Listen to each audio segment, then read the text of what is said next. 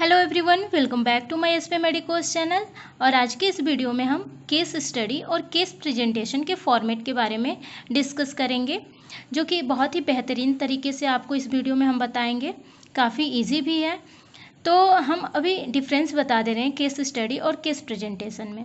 दोनों का format same ही रहेगा, बट केस स्टडी में हमको क्या ऐड करना है, एनाटॉमी एंड फिजियोलॉजी प्लस उसके डायग्राम को ऐड करना है। मीन्स कि अगर आपका डायग्नोसिस निमोनिया है तो केस स्टडी में सेम फॉर्मेट रहेगा, प्लस उसकी निमोनिया अगर डिजीज़ है तो एनाटॉमी एंड फिजियोलॉजी लंग्स होगा और लंग्स के डायग्राम को आपको बनाना होगा। और किस प्रेजेंटेशन में ओनली यही फॉर्मेट यूज़ करना है, इसमें किसी भी टाइप का anatomy and physiology plus diagram को यूज नहीं करना है। तो चलते हैं अपने फॉर्मेट की तरफ, कैसे हम केस स्टडी और केस प्रेजेंटेशन के फॉर्मेट को प्रिपेयर करते हैं। सबसे पहले किसी भी पेशेंट का केस स्टडी या फिर केस प्रेजेंटेशन या एनसीपी बनाने के लिए सबसे पहले उस पेशेंट का हमको आइडेंटिफिकेशन डाटा को कलेक्ट करना होता है। तो आइडेंटिफिकेशन डाटा के दौरान हमको क्या क्या चीज़ को कलेक्ट करना होता है यहाँ इस वीडियो में हम देखेंगे।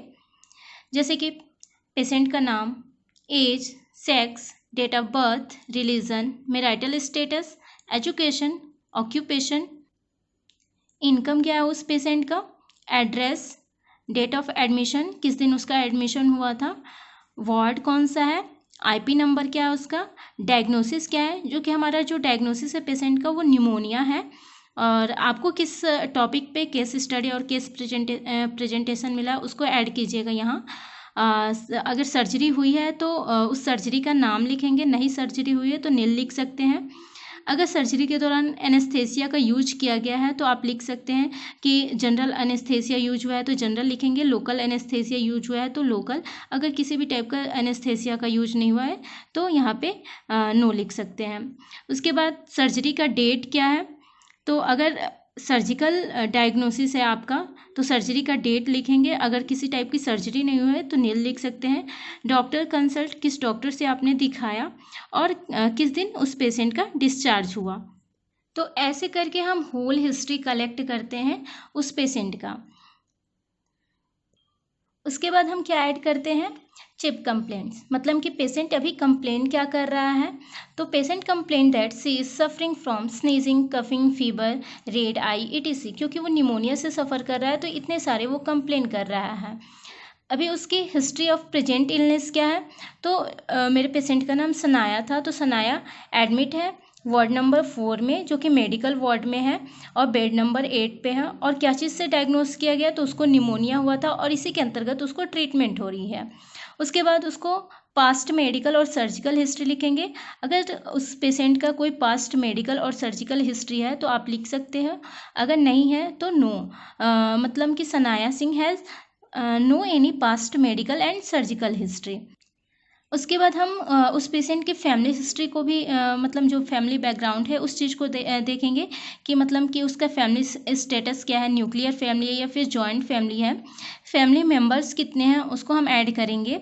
अगर किसी चाइल्डहुड में किसी टाइप का डिजीज़ है तो उसको नोट करेंगे, नहीं है तो नो लिख सकते हैं। अगर उसके फैमिली में किसी को इस टाइप का डिसऑर्डर है, हार्ट डिजीज़, डायबिटीज़ मेलाइटिस या किसी भी टाइप का डिसऑर्डर है तो उसको यहाँ पे लिखेंगे, अगर नहीं है तो उसको नो मेंशन करेंगे। नेक्स्ट फैमिली चार्ट प्रिपेयर करेंगे, क्योंकि सनाया के घर में क्या है, 4 फैमिली मेम्बर्स हैं, मम्मी, पापा, उसके बाद वो खुद ही एक है सनाया और उसकी एक सिस्टर है। तो इस तरीके करके उसके एक फैमिली चार्ट को मेंशन करेंगे। और फैमिली चार्ट में फैमिली मेम्बर क्या कौन कौन से हैं, एज क्या है उनकी, सेक्स क्या है, पेशेंट के साथ उसका रिलेशनशिप क्या है, ऑक्यूपेशन उनका क्या है, एजुकेशन क्या है और किसी टाइप के इलनेस से सफ़र कर रहे हैं या नहीं, इस चीज़ को भी मेंशन करेंगे। देन फैमिली ट्री को इंक्लूड करेंगे। फैमिली चार्ट के बाद कभी भी फैमिली ट्री को बनाना ज़रूरी होता है, जो कि फैमिली ट्री ऐसे बनेगी, अगर 4 फैमिली मेम्बर है तो इस तरीके का बनेगा। उसके बाद जीनोग्राम को यहाँ पे इंक्लूड किया जाता है कि अगर मेल पर्सन है तो उसका जो जीनोग्राम होता है, उसका जो सिंबल होता है ऐसे होता है, फीमेल है तो फिर राउंड होता है। उसके बाद अगर मेल पेशेंट है तो इस तरीके का सिंबल होता है, फीमेल पेशेंट के लिए ऐसा। अगर मेल डेथ कर गया है तो उसके लिए ऐसा सिंबल क्रॉस सिंबल होता है, अगर फीमेल डेथ कर गई है तो उसके लिए राउंड क्रॉस तरीके का सिंबल होता है। नेक्स्ट हम पर्सनल हिस्ट्री को ऐड करेंगे। पर्सनल हिस्ट्री में हम क्या क्या ऐड करेंगे, जैसे ओरल केयर, किसी भी टाइप की स्मोकिंग हैबिट्स है या फिर नहीं, अल्कोहल हैबिट्स, स्लीप पैटर्न उसका कैसा है उस चीज़ को मेंशन करेंगे। उसके बाद एलिमिनेशन पैटर्न को इंक्लूड करेंगे, जैसे कि बॉवेल हैबिट उसकी क्या है, ब्लैडर की कंडीशन क्या है, कितना यूरिन आउटपुट की है एक दिन में, यूरिन का कैरेक्टरिस्टिक्स क्या है। उसके बाद अगर फीमेल है तो उसके मेंस्ट्रुअल साइकिल क्या है, क्या वो रेगुलर है या फिर इरेगुलर है, या फिर डिसमेनोरिया से सफ़र करिए या फिर एमिनोरिया से सफ़र करिए। तो जो पॉइंट इसमें ट्रू है तो उसको यहाँ पे नोट डाउन करेंगे। उसके बाद एज ऑफ मेनार्की, मतलब कि जो भी पेशेंट है अगर फीमेल है तो उसकी फर्स्ट टाइम मेंस्ट्रुअल साइकिल कौन से ईयर में आई थी उस चीज़ को डिनोट करेंगे। उसके बाद जो भी ब्लीडिंग होती है वो कितने दिन की होती है मेंस्ट्रुअल साइकिल के दौरान, तो 5 दिन की होती है तो 5 दिन, 3 दिन की होती है तो 3 दिन लिखेंगे। और मेंस्ट्रुअल साइकिल के दौरान कितना अमाउंट मतलब ब्लीडिंग होती है उस चीज़ को भी यहाँ पे डिनोट किया जाता है। नेक्स्ट सोशियो इकोनॉमिक या फिर कल्चरल हिस्ट्री में हम क्या इंक्लूड करेंगे, जैसे कि प्रेजेंट ऑक्यूपेशन क्या है, मंथली इनकम क्या है और मैरिटल स्टेटस क्या है। नेक्स्ट हम हाउसिंग कंडीशन को डिनोट करेंगे, जैसे कि उसका housing name of the place मतलब सिटी एरियाज़ में या फिर विलेज एरियाज़ में है, उसका हाउस कैसा है, कंक्रीट का है या फिर झुग्गी झोपड़ी है। उसके बाद हाउस की फैसिलिटी क्या है, रेंटेड है या फिर खुद का घर है। उसके बाद लाइटनिंग की क्या सुविधा है, ऑयल लैंप है या फिर इलेक्ट्रीफाइड है। वेंटिलेशन क्या है, एडिक्वेट है या फिर इनएडिक्वेट है उस चीज़ को मेंशन करेंगे। वाटर फैसिलिटीज़ को मेंशन करेंगे और सैनिटेशन को मेंशन करेंगे। नेक्स्ट न्यूट्रिशनल स्टेटस को मेंटेन करेंगे, जैसे कि उसका डाइट पैटर्न क्या है, वेजिटेरियन है या फिर नॉन वेजिटेरियन है, क्या चीज़ उसको पसंद है और क्या नहीं पसंद है उस चीज़ को लिखेंगे। एपेटाइट उसका कैसा है, फिर मतलब कि वो एक दिन में कितने बार फूड को ले रही है, कितने बार मील्स को ले रही है, और फ्लूइड इनटेक कितना कर रही है, एडिक्वेट कर रही है या फिर इनएडिक्वेट कर रही है। नेक्स्ट हम बात करते हैं फिजिकल एग्जामिनेशन के बारे में, क्योंकि कभी भी किसी भी पेशेंट का physical examination head to toe किया जाता है। तो फिजिकल एग्जामिनेशन के दौरान क्या क्या हम देखते हैं, अकॉर्डिंग टू डिजीज़ के अकॉर्डिंग हम क्या करते हैं, फिजिकल एग्जामिनेशन उसका चेक करके और जितने भी पॉइंट है उसको मेंटेन किया जाता है। जैसे कि लेवल ऑफ कॉन्शियसनेस क्या है उस पेशेंट का, अगर अवेक है तो अवेक लिखेंगे, अलर्ट है तो अलर्ट लिखेंगे, या फिर लिथर्जिक है या फिर स्टूपर है। तो जो चीज़ उस पेशेंट के अंदर दिखाई दे रहा है तो उस चीज़ को यहाँ पे मेंशन करते रहेंगे अकॉर्डिंग टू डिजीज़। उसके बाद बॉडी बिल्ड, नेक्स्ट वेट क्या है पेशेंट का, उसके बाद हाइट कितनी है, गेट क्या है, हाइजीन कितना है उसका। उसके बाद अफेक्टेड एंड मूड मीन्स कि वो एनेक्सियस दिख रहा है, डिप्रेसिव दिख रहा है तो इस चीज़ को मेंशन करेंगे। बिहेवियर उसका कैसा है, फेशियल एक्सप्रेशन कैसा है और स्पीच कैसी है उसकी।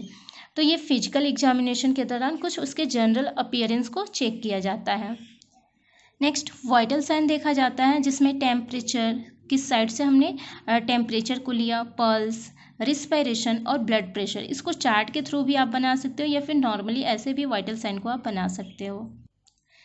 नेक्स्ट इंक्लूड करते हैं इंटेग्यूमेंट्री सिस्टम। इंटेग्यूमेंट्री सिस्टम के अंतर्गत जैसे स्किन का कलर देखते हैं, स्किन इंटेग्रिटी देखते हैं, नेल देखेंगे, नेल का कलर और शेप देखा जाता है, साइनोसिस प्रेजेंट है या एब्सेंट है, कहाँ पे साइनोसिस प्रेजेंट है, सेंट्रल है या फिर पेरिफेरल है या फिर ओनली सॉफ्ट म्यूकस मेम्ब्रेन में है, तो इस चीज़ को पेशेंट के अंदर देखकर यहाँ पे नोट डाउन करते हैं।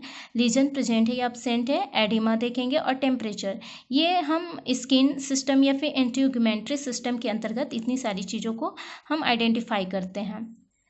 नेक्स्ट हेड एंड नेक का फिजिकल एग्जामिनेशन में क्या देखेंगे, जैसे स्कार्फ देखेंगे, फेस देखेंगे, हेड सर्कमफ्रेंस कितना है नॉर्मल, उसके बाद लिम्फ नोड्स देखेंगे, थायराइड ग्लैंड को देखेंगे। उसके बाद ईयर का फिजिकल एग्जामिनेशन करते हैं, जैसे कि ईयर कैसा है उसका, पिन्ना का क्या कंडीशन है, कैनाल कैसा है, हियरिंग और किसी टाइप की सर्जरी हुई है या फिर नहीं हुई है तो नो लिखेंगे, अगर हुई है तो कौन सी सर्जरी हुई है उस चीज़ को यहाँ पे मेंटेन करते हैं।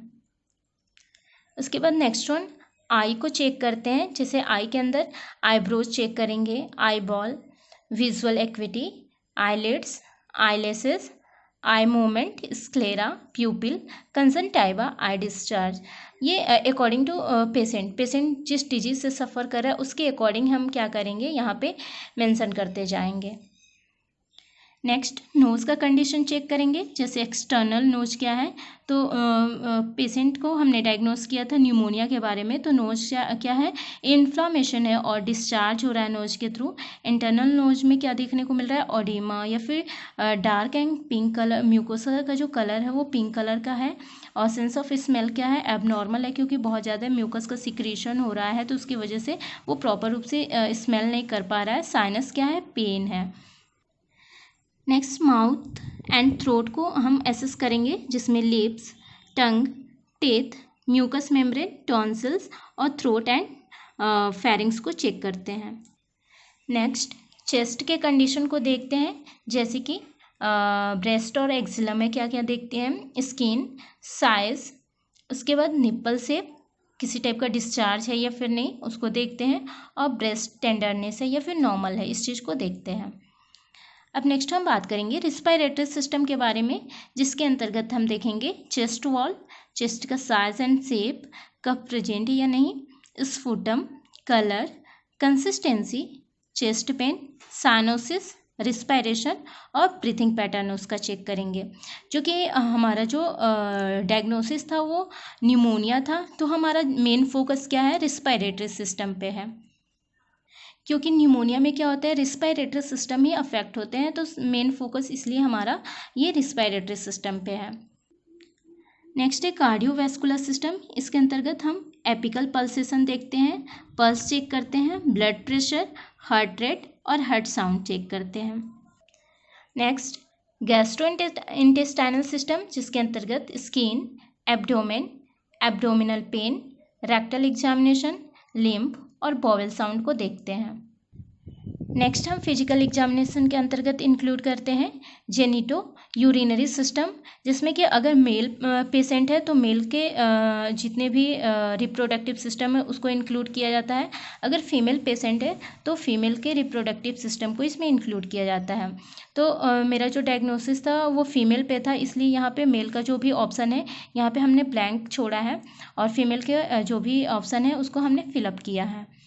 तो इसके मेल के अंतर्गत क्या देखते हैं जेनिटो यूरिनरी सिस्टम में, जैसे कि पेनिस और प्यूबिक एरिया को चेक करते हैं, रेक्टम, हर्निया और टेस्टिस और स्क्रूटम को चेक करते हैं। फीमेल के अंतर्गत जैसे पेल्विक एग्जामिनेशन करते हैं, मेंस्ट्रुअल साइकिल देखते हैं हम, और एनस एंड रेक्टम का भी एग्जामिनेशन करते हैं। नेक्स्ट हम बात करेंगे मस्कुलो स्केलेटन सिस्टम, जिसके अंतर्गत अपर और लोअर एक्सट्रीमिटीज़ को चेक किया जाता है, जॉइंट्स और मसल को चेक किया जाता है। तो यहाँ पे टोटल ख़त्म हो जाता है, जितने भी head to toe physical examination होते हैं सारा इसमें आपने देख लिया।